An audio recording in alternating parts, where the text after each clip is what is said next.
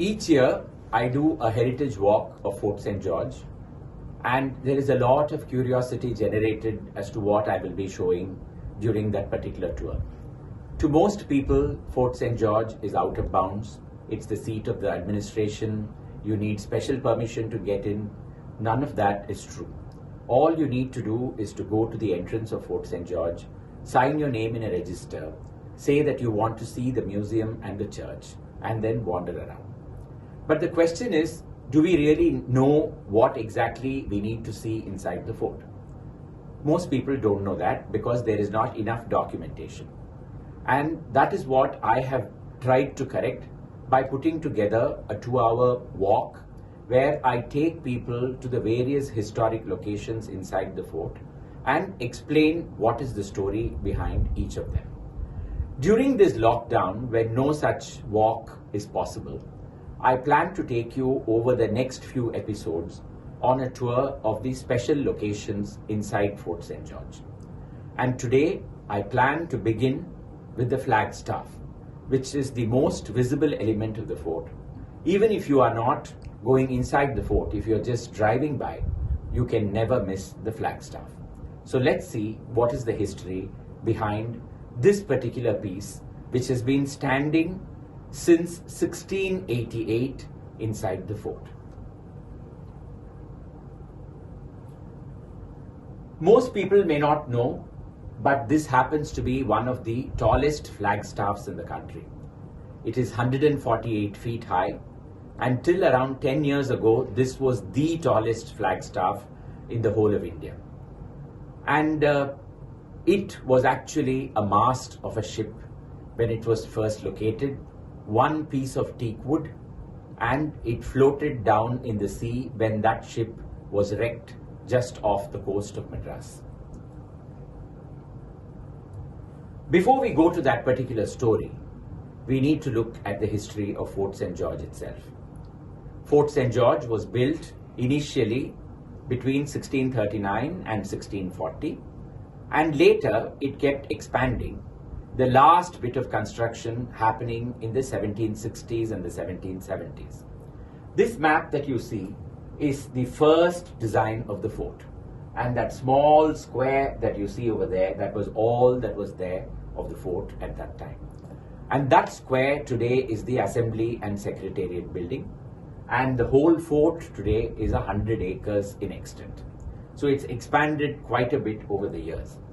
Let's see a very early visual representation of the fort. And here you see the governor's house. This building doesn't exist any longer.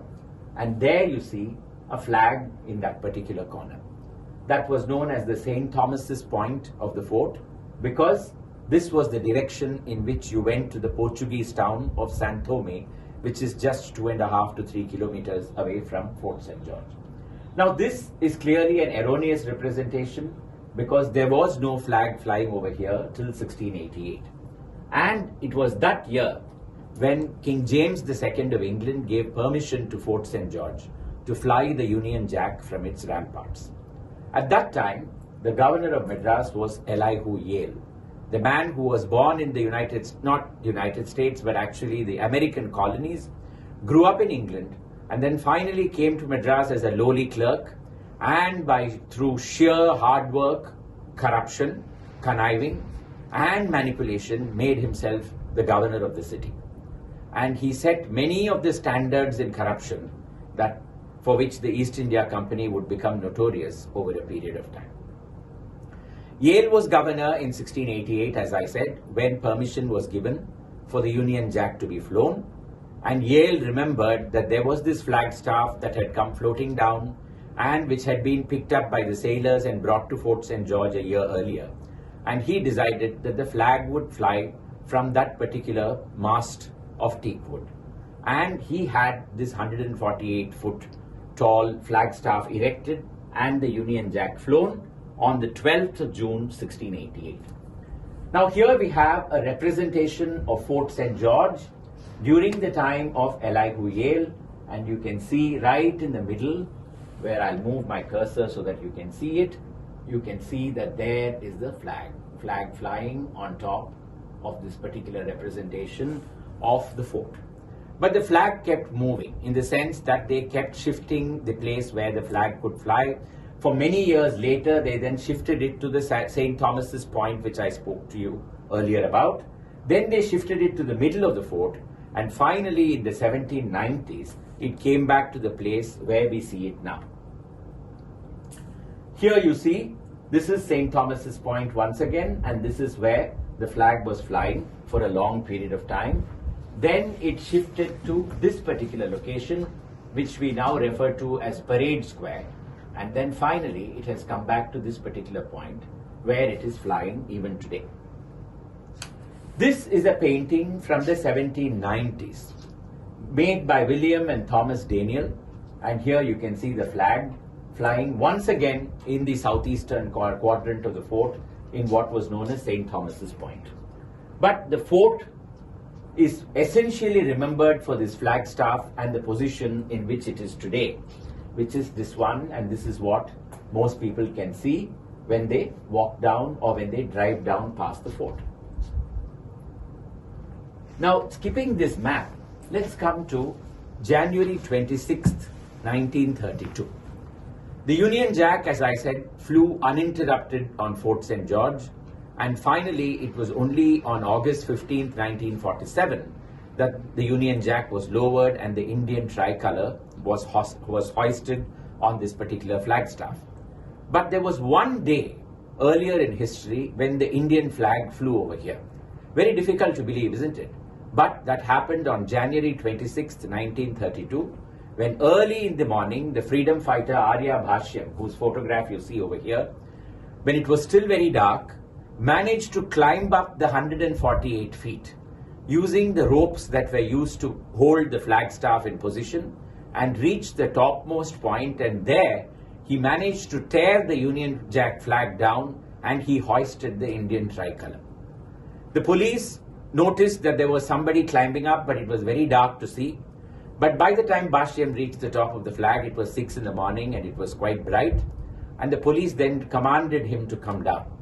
Bhashyam began to come down the flagstaff, and there was quite a welcoming party of policemen waiting for him down below. He came down to 40 or 50 feet. Then he jumped on all the policemen and began to beat them up. And finally he was arrested and taken to the Metropolitan Magistrates Court in Georgetown, where he was told that if he expressed apology for his act, he would be let off. Bhashyam, in his defense, said that not only would he not express regret for what he had done, he also said that he was extremely happy that he had beaten up people who were in the employment of the British government. He was then sentenced to rigorous imprisonment, served his sentence, came back, once again participated in the Indian freedom struggle, and finally, when India became independent, was offered a pension for all that he had done. Bhashyam refused the pension, and he said that he had never fought for the freedom just because of a reward that would come later. And the rest of his life he spent drawing pictures and paintings of freedom fighters like Mahatma Gandhi and Subramanya Bharati and selling them, and that is how he made a living. The official portrait of Subramanya Bharati that we know, with a turban and a moustache, is all done by Arya Bhashyam. And this is a man who is really worthy of commemoration and probably requires a plaque to be placed at the base of this particular flagstaff. Now we come to current days when we know that this flagstaff sports the Indian flag, but this is no longer the wooden flagstaff. Around 15 years ago, that wooden flagstaff, after having served 300 years, cyclone, sunshine, rain, everything, it began to show signs of weakness. And so the wooden staff had to be dismantled and rather tragically had to be cut into several pieces in the process of being taken down, and a steel replica of the same height was erected over here. That is today the flagstaff of Fort St. George. But before we go, there is one treasure inside this fort that has an association with the flagstaff over here. On the top floor of the Fort Museum, you have an Indian national flag placed very carefully inside a glass box, 12 feet by 8 feet and made of silk. This is quite tattered when you see it, and most people will wonder as to why this particular damaged flag is kept in the museum so very carefully. The reason is, this is the only surviving flag all over the country that was hoisted on August 15th, 1947. Everywhere in India, flags were hoisted on that particular day. But nobody bothered to save the flag that was hoisted in their particular city. It was only in Chennai. Some careful Tamilian must have decided that this flag was worthy of commemoration and kept it very neatly folded away. And that flag has survived to tell the tale. All across the country, this is the only Indian flag that has survived from that particular day. It is a priceless treasure, and we need to salute it each time we go into Fort St. George. Thank you very much for having listened to this particular episode. Next time, we will come back and let's look at yet another aspect of the fort, the Cornwallis cupola and the Cornwallis statue. Thank you very much.